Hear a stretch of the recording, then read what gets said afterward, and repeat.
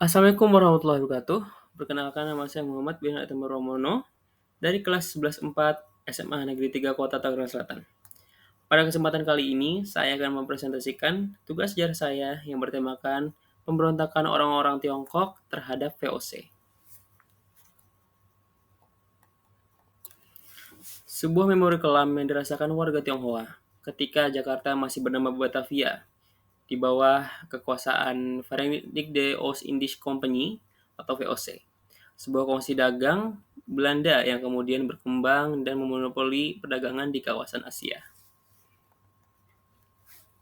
Awal mulanya, untuk mengatasi pertemuan etnis Tionghoa yang membludak, VOC mengeluarkan peraturan kuota imigrasi yang berlaku sejak tahun 1690.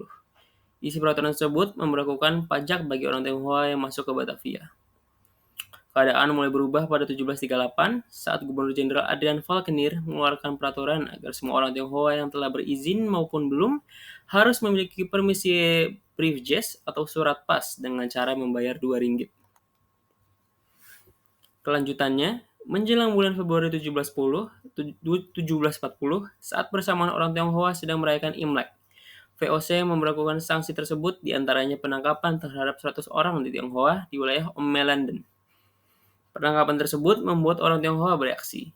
Insiden tersebut kemudian terjadi pada 7 Februari 1740, ketika orang Tionghoa mulai menyerbu penjara-penjara Batavia untuk membebaskan kawan-kawanannya di penjara. Insiden Geger Pecinan. Gubernur Jenderal Falkenir lantas mengumumkan agar seluruh pasukan VOC untuk membunuh orang Tionghoa tanpa pandang bulu. Ia juga menghasut penduduk Bumi Putra, termasuk para budak, untuk turut membunuh orang Tionghoa dengan dalih keselamatan mereka tak terjamin jika memihak pada orang Tionghoa. Akibatnya, insiden ini VOC diperkirakan telah membunuh 10.000 korban jatuh di kalangan Tionghoa. Insiden tersebut kemudian lebih dikenal dengan geger pecinan atau disebut Chinesen Mord yang berarti pembunuhan orang-orang Tionghoa. Lalu dimulailah pemberontakan orang-orang Tiongkok terhadap VOC. Pada September 1740, salah satu tokoh yang muncul dalam catatan sejarah adalah Kapitan Sepanjang, yang memimpin 1.000 orang Tionghoa untuk melawan VOC. Lokasi perlawanan Kapitan Sepanjang bermula dari Gandaria, kemudian berlanjut ke pos VOC yang berada di Ommelanden. Untuk mengatasi insiden tersebut, maka VOC mengeluarkan maklumat pada tanggal 8 Oktober 1740 yang berisi 3 hal. Pertama, semua orang Tionghoa dilarang masuk kota untuk membawa keluar para pembunuhan Tionghoa lainnya. Kedua, orang Tionghoa yang menolak menyerahkan senjata atau melawan pejabat hukum atau menyerang pasukan VOC yang ada di luar benteng akan dihukum mati. Ketiga, mulai jam 18.30, semua orang Tionghoa harus berdiam di rumah masing-masing dan tak boleh menyalakan lampu sama sekali. Meluasnya pemberontakan orang Tiongkok, Kapitan Sepanjang sebagai pemimpin memutuskan pasukannya melarikan diri ke Bekasi. Setelah itu, pasukan pemberontak berpindah ke wilayah Mataram, melintasi Cirebon hingga Losari, dan sampailah mereka ke Tegal. Tidak sekadar melarikan diri, namun sekaligus menyerang pos-pos kompeni VOC. Puncaknya ketika Sunan Pakubuwono II memutuskan berpihak mendukung ke Kapitan Sepanjang. Dukungan tersebut sempat membuat hasil dengan mengusir keluar pasukan VOC dari Kartasura. Namun loyalitas Sunan Pakubuwono II hanya berlangsung beberapa saat.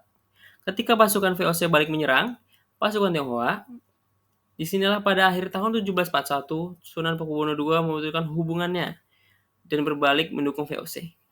Kapitan Sepanjang pun kemudian menjalin kontak untuk bekerjasama dengan Raden Mas Garendi. Kerjasama ini membuahkan hasil. Tepat pada 30 Juni 1742, perlawanan berhasil mengusir Pakubuwono II dari Kartasura. Akhir dari pemberontakan etnis Tiongkok. Sayangnya, memasuki akhir 1742, perlawanan Tionghoa mulai melemah. Kartasura berhasil direbut kembali oleh pasukan dari Bupati Madura, Cakraningrat, yang berpihak pada VOC. Imbasnya, perlawanan tersebut berlangsung ke arah timur. Dan memasuki September 1743, berlangsunglah pertempuran di Surabaya. Namun disinilah pasukan dari Garendi sempat terpisah dengan pasukan dari Sepanjang. Hingga akhirnya pada 2 Desember 1743, Garendi kemudian menyerah dan kemudian harus menerima hukuman pembuangan ke Sri Lanka. Sedangkan Kapitan Sepanjang mengabdikan diri pada sebuah kerajaan di Bali dan tidak terkenal lagi namanya.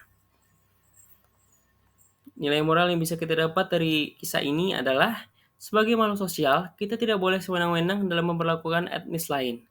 Kita harus menghormati tiap-tiap perbedaan yang ada di Nusantara ini.